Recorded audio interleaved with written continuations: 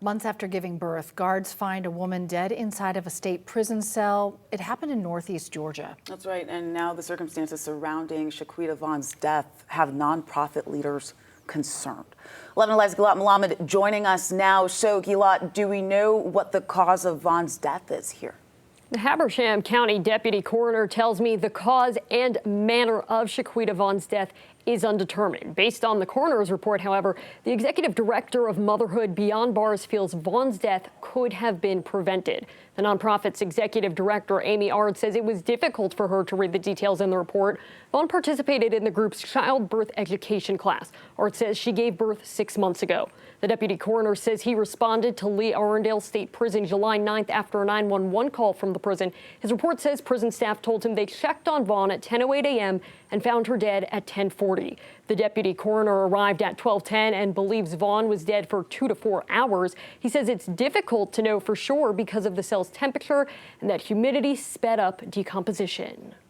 Shaquita Vaughn had a 2-year sentence. She fully expected to come home, and she won't get that opportunity. This is someone who is in a vulnerable postpartum period. We know that she had some mental health diagnoses. This is a person that should not be put in solitary confinement. And the conditions of that solitary confinement were fairly inhumane. It was way too hot for anyone, postpartum or not, to be in a unit where there's no airflow, no air conditioning in Georgia in the summertime. Ard tells me Vaughn was in an isolated cell, and it's protocol for someone to check on her every 30 minutes. She believes that did not happen due to the description of Vaughn's body in the coroner's report. And I did reach out to the Georgia Department of Corrections for more information surrounding Vaughn's death, including whether the department tracks temperatures in cells and if the 30-minute checks occurred that morning. I am still waiting for answers to those questions.